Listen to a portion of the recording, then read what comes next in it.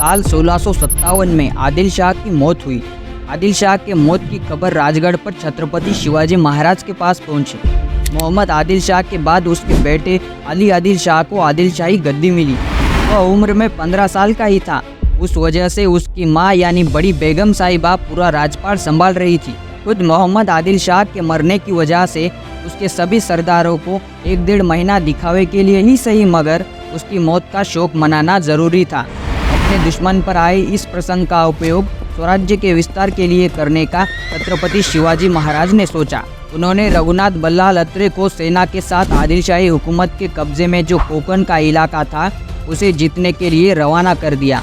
छत्रपति के आदेश के अनुसार रघुनाथ बल्लाल ने दाबुल शहर और उसके आसपास के किले स्वराज्य में शामिल किए। अब वैसे देखा जाए तो अच्छी खासी सेना रखने वाले दुश्मन को भी टक्कर देने के लिए ज़रूरी किले हिंदवी स्वराज्य में शामिल हो चुके थे, मगर उन किलों की मरम्मत के लिए पैसों की ज़रूरत थी। मगर स्वराज्य की प्रजा पर ज़्यादा कर का दबाव ना डालते हुए इतना पैसा कहाँ से लाए, यह सवाल छत्रपति के दिमाग में चल रहा था। तभी उन्हें एक जासूस ने बताई हुई जानकारी याद आई।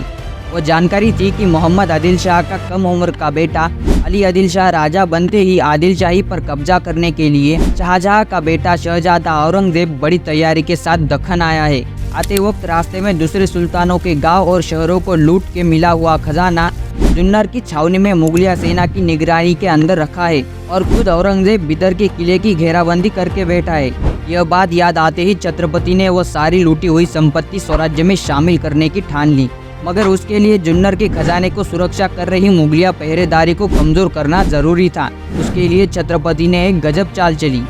उन्होंने अपने लिपिक सोनोपंत के साथ मिलकर बिदर के किले की घेराबंदी करके बैठे हुए औरंगजेब को एक खत लिखा।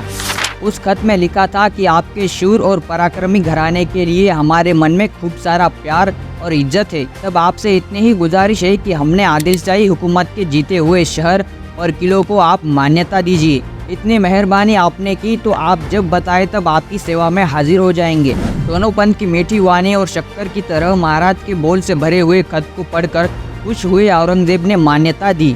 शिवाजी राजे और औरंगजेब के बीच दोस्ती हो चुकी है। यह खबर सारे मुगल छावनियों तक हवा की तरह पहुंच गई। अभी के लिए आदिल शाही सरदार और हमेशा के लिए शिवाजी राजे की तरफ से अब किसी चीज़ का डर नहीं रहा। इस समझ की वजह से मुगलिया छावनियों की पहरेदारी में ढिलाई आई। छावनी के पहरेदार खड़ी पहरेदारी करने के बजाय आराम से मौज मस्ती करते हुए पहरा देने लगे। हमने औरंगजेब को भेजे हुए खत का अपेक्षित परिणाम होकर जुन्नर की पहरेदारी में ढील आ चुकी है और दिल्ली में शाहजहां बादशाह की तबीयत अत्यंत खराब होने की खबर जासूसों के जरिए मिलते ही खुद छत्रपति शिवाजी महाराज अपने 500 से 600 हथियारबंद घुड़सवारों के साथ देर रात के समय जुन्नर की छावनी के पास पहुंचे। वहाँ पे मजबूत पत्थरों की दीवार थी। वहाँ सीढ़ियाँ लगा के कुछ सैनिक अंदर घुसे। उन्होंने अंदर से बंद किया हुआ प्रवेश द्वार खोल दिया। दरवाजा खोलते ही बाहर नंगी तलवार लेकर खड़े हुए मराठा सैनिक छावनी में घुस गए। मराठों को देख उनसे लड़ने के लिए तैयार हो रहे मुगलिया सैनिकों को मराठों ने काटना शुरू किया और उस छावनी में रखे हुए सारे हथियार, सारी संपत्ति और 700 घोड़े लेके मराठे वहाँ से भाग गए और राजगढ़ पहुँचे। शिवाजी राजे ने दी हुई धोखे का पता चलते ही खुद को महामुत्सदी कहने वाला औरंगजेब इतना गुस्सा हुआ कि उसने अपने सरदारों को शिवाजी महाराज के राज्य में घुस के आम जनता की कत्ल और जगह को बर्बाद करने का हुक्म दिया। मगर इन सब परिणामों का अंदाजा छत्रपति को पहले ही था। उस वजह से उन्होंने पहले से ही सारी तैयारियां कर ली थी। फिर भी वैसा समय न आए। इस वजह से लूट के बाद राजगढ़ पर आते ही छत्रपति ने रघुनाथ बोर्डे के साथ औरंगजेब को एक खत भेजा। उसमें लिखा था, आपने हम पर मेहर नज़र की। यह बात सहन न होकर एक व्यक्ति ने हमारे आपके खिलाफ कान भर दिए। इस वजह से आपका खजाना चुराने की हमसे गलती हुई। इस गलती का हमें बेहद अफसोस है। हम कोशिश करेंगे कि हमसे दोबारा ऐसी भूल न हो और आपके आदेश पर आपकी सेवा में हाजिर हो जाएंगे। वह खत पढ़ने के बाद औरंगजेब ने सोचा कि अभी अभी हमारे वालिद की तबीयत ठीक नहीं है।